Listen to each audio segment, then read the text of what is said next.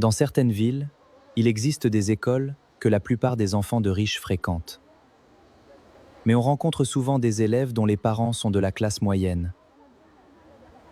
Et ces parents luttent pour payer les scolarités.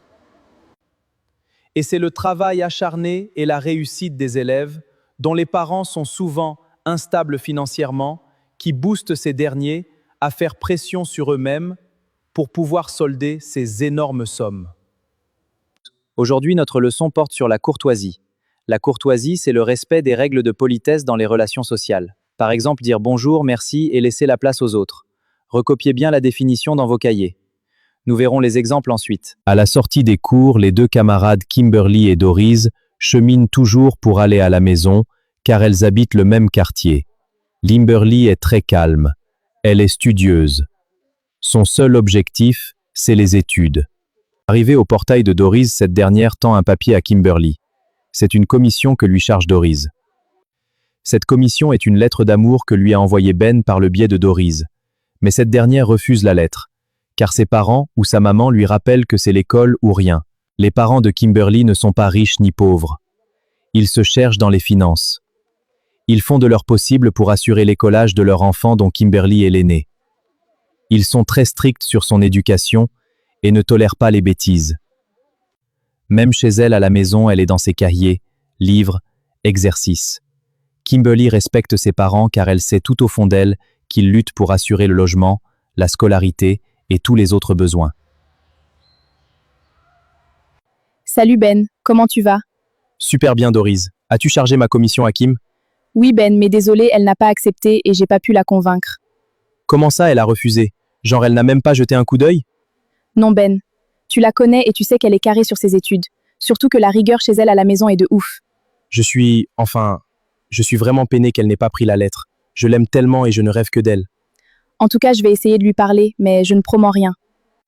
D'accord Doris, je compte sur toi. Et sache que dans un mois, c'est les vacances. Je dois savoir quelles sont ses réelles intentions. Enfin, je veux qu'elle me dise quelque chose. D'accord. Bon, je te laisse, mon cours commence dans quelques minutes. À la récréation, Ben. D'accord, à 10 heures.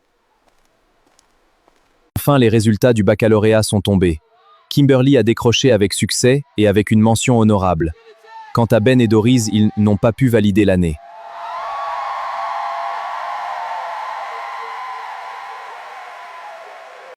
Mes parents n'ont pas gaspillé leurs sous, ils seront fiers de moi. Mes parents n'ont pas gaspillé leurs sous, ils seront fiers de moi. Mes parents n'ont pas gaspillé leurs sous, ils seront fiers de moi. Les vacances sont terminées. Kimberly quitte ses parents pour s'installer à la capitale pour commencer l'université. Elle s'est inscrite à la faculté des droits et en marketing et action commerciale. Elle a cette capacité intellectuelle de s'adapter et de sortir la tête haute.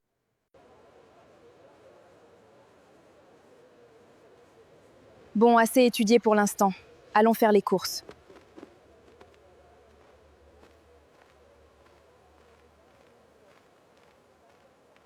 Cinq ans après. C'est la soutenance de Kimberly. Elle est devant le jury. Bonjour à tous. Je m'appelle Kimberly Sagbo et je vais vous présenter mon mémoire de fin d'études. Le sujet est stratégie de marketing digital et performance commerciale des entreprises au Bénin. L'objectif est d'analyser comment ces stratégies influencent les ventes et la visibilité des entreprises. Par exemple, l'utilisation des réseaux sociaux a permis d'augmenter les ventes de 30%. Mesdames et messieurs du jury, je vais vous présenter mon analyse. Commençons par les points clés. Félicitations pour cette excellente présentation. Un travail remarquable, vraiment impressionnant. Nous saluons votre rigueur et votre clarté. Bravo!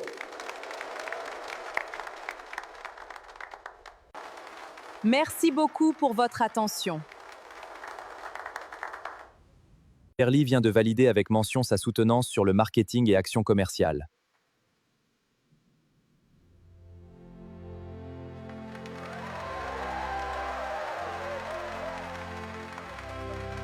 Des années plus tard.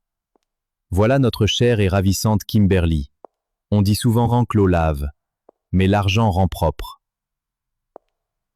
Après ses études universitaires en marketing et action commerciale, Kimberly a eu la mention honorable, d'où elle a postulé dans une entreprise de la place qui l'a recrutée sans hésiter car son CV est bien chargé. Par son travail acharné et son expertise, elle a su gravir les échelons. Après 2 ans dans l'entreprise, elle fut promue au poste de directrice marketing, car elle a une capacité énorme de gestion et de collaboration. Elle travaille depuis 7 ans dans l'entreprise.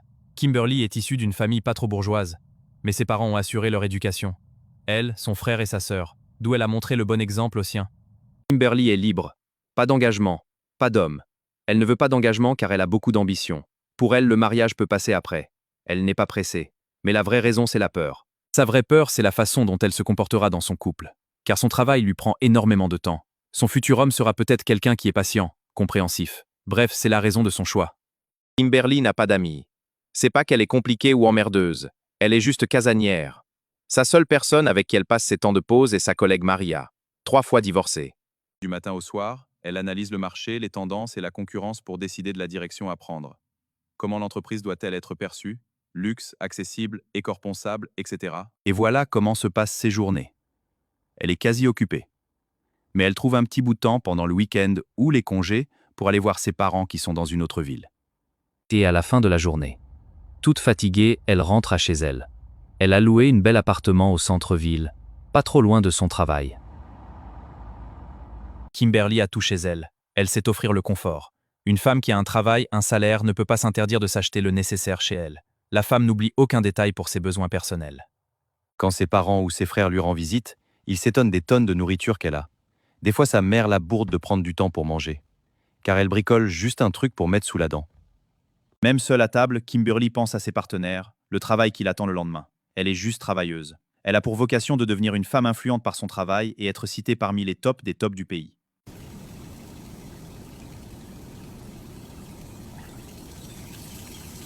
Chaque nuit avant de se coucher, elle fait un retour et projection sur ses projets en cours, ce qui lui reste à parfaire.